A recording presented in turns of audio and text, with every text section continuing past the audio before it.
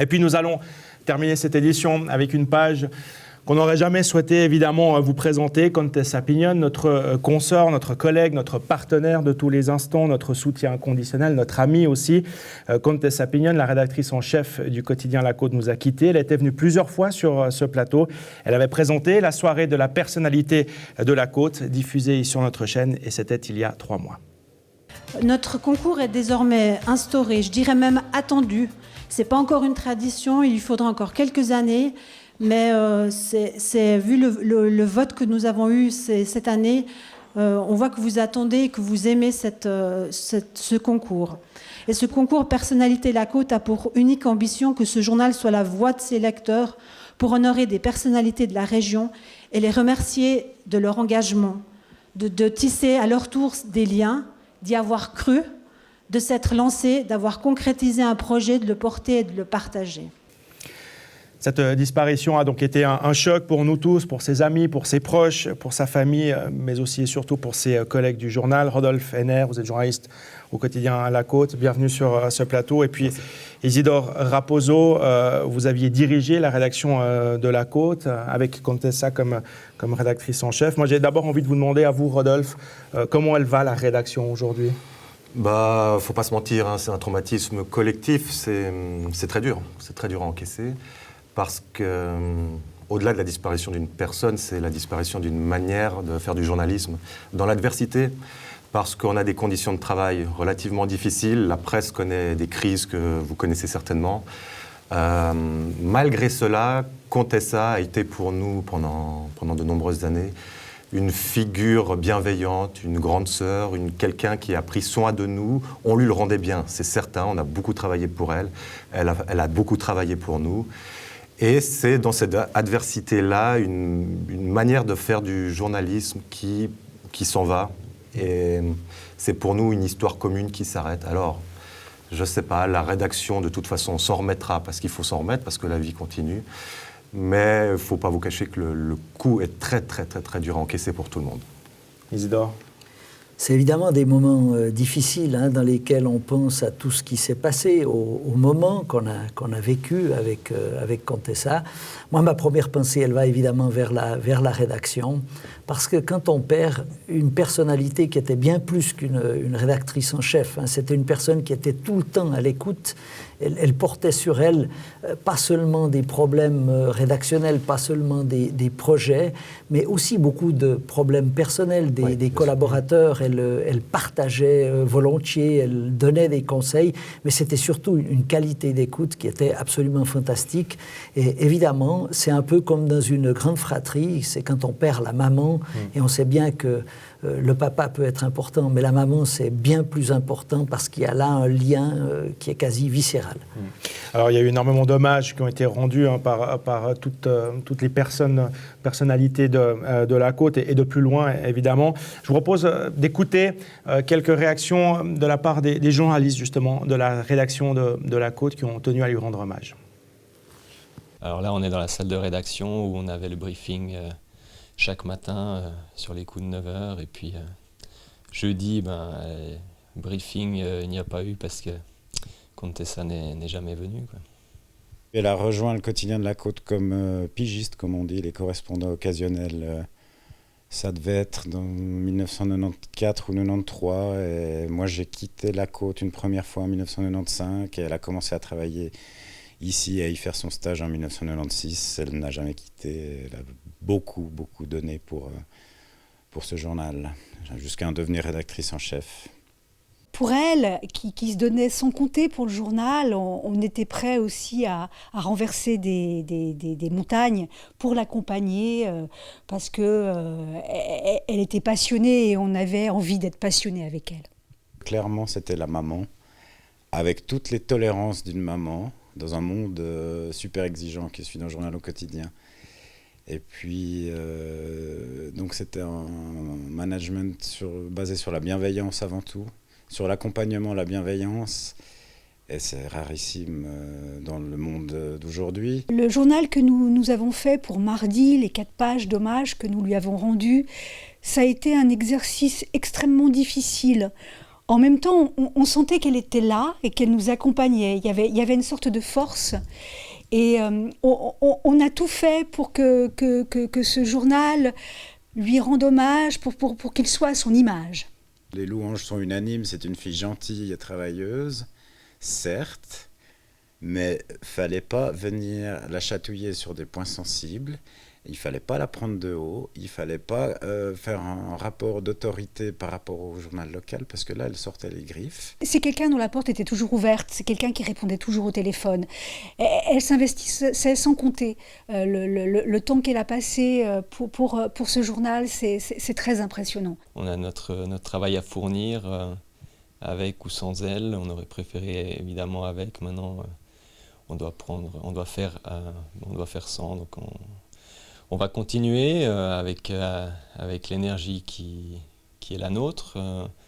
Chacun va apporter sa pierre à l'édifice avec les moyens qu'il a à disposition actuellement. Et puis on fera notre deuil, il faudra du temps, quoi. Les hommages sont donc unanimes. Elle avait tout donné. Toute sa carrière professionnelle, elle l'a consacrée au quotidien La Côte, et elle a tout donné ces dernières années pour ce journal. Elle a tout donné, c'est un peu ça qui nous ennuie, au-delà de sa disparition et de l'émotion, c'est qu'on ressent une certaine colère aussi, parce que son épuisement, parce qu'il s'agit d'un épuisement, il ne faut pas se leurrer, son épuisement était prévisible. Elle a travaillé beaucoup ces dernières années. Ces derniers mois, elle était vraiment épuisée. Elle nous le disait. Elle a pris beaucoup sur son dos. Elle a eu beaucoup de responsabilités. C'est une rédaction, la nôtre, à La Côte. On a déjà connu un drame l'an dernier. On a déjà connu une disparition. On a quelques arrêts maladie. Et tout ça ne traduit qu'une seule chose, c'est la crise économique que traverse la presse. C'est-à-dire que nous travaillons en sous-effectif structurel. C'est comme ça. Voilà ce qui nous inquiète. Ce que j'aimerais dire, en profiter, et je suis content qu'Isidore Raposo soit là, parce que plus fervent défenseur de la presse régionale, il n'y a pas, c'est qu'on est une région riche. Nous, on travaille avec acharnement pour créer un journal. On fait comme vous, on fait le même métier. On va parler des artistes, on va parler des sportifs, on va parler de la politique. Certains pensent que les journalistes ne travaillent pas beaucoup, qu'on est un petit peu des glandeurs. C'est faux. Vous pouvez nous voir aux conseils communaux des villages. Tous les week-ends, on est au bord des terrains de foot. Nos photographes sont partout. On relate l'information. Cette information, elle coûte, elle n'est pas gratuite. Depuis quelques années, Internet est venu. On pense que l'information est gratuite. Non, il y a des gens derrière qui travaillent, qui doivent réfléchir, qui doivent analyser. J'aimerais juste rappeler qu'un journal local, c'est extrêmement important pour une communauté, pour sa démocratie. On sort des élections. Il me semble qu'on a très bien travaillé sur ces élections. On a pu donner la parole à chacun. J'aimerais renvoyer un petit peu la responsabilité aux lecteurs, à ceux qui nous aiment. Et je le crois sincèrement, parce que j'accepte tous les compliments qu'on reçoit quand on nous dit que le journal est bien. Je le crois sincèrement. J'aimerais juste rappeler à toute la population de ce district que l'existence de ce journal n'est pas acquise éternellement, qu'on vit sous la menace d'une disparition. Et j'espère croire que cette région qui est riche économiquement peut se permettre d'avoir un nombre suffisamment grand d'abonnés qui soutiennent ce journal, parce que, je le dis vraiment, on travaille dans des conditions économiques très difficiles. Je ne veux pas rattacher la mort de Contessa qu'à ceci, il y a peut-être d'autres soucis. Mais quand ce journal disparaîtra, si ça doit advenir, moi je ne serai pas là pour rigoler évidemment, mais personne ne rigolera. Ce serait une énorme perte. Isidore, effectivement, Contessa, elle incarnait vraiment ce journal et de manière plus large et générale une manière de travailler, une manière de faire et ce journalisme, cette presse locale. Elle a vécu cette charge pleinement. Ça veut dire qu'à part le journal lui-même au quotidien, il faut voir tout ce qu'il y a autour, les débats, des opérations comme les personnalités de la Côte. Elle avait adhéré également au Forum de l'économie de la Côte, qu'elle contribuait à animer, elle participait aux séances du comité d'organisation. Il y a plein de tâches qu'effectue un rédacteur en chef et qu'on ne voit pas. Et elle les a vraiment toutes assumées en y consacrant le temps qu'il fallait. Je crois que Rodolphe a raison de rappeler qu'aujourd'hui, rien n'est acquis, rien n'est définitivement acquis, et qu'une presse régionale, si on ne veut pas n'avoir plus qu'à disposition que quelques petites nouvelles, elle mérite un attachement. Et l'attachement du lecteur, le minimum qu'il peut faire, c'est s'abonner. Moi, j'aimerais juste rappeler, donner un tout petit détail. C'est aussi une manière d'égratigner un peu le monde politique. Chaque année, en décembre, à Berne, on parle de l'aide à la presse. Et puis, on parle d'un montant de 30, de 50, de 80 millions, n'est-ce pas? Mais c'est en réalité une aide à la diffusion, donc une aide à la Poste, principalement. Cette même Poste qui, ces dernières années, a augmenté les prix de distribution de manière considérable. Et quand vous avez dans certaines rédactions où finalement la diffusion du journal vous coûte la moitié de la masse salariale, il y a quelque chose qui est complètement anormal.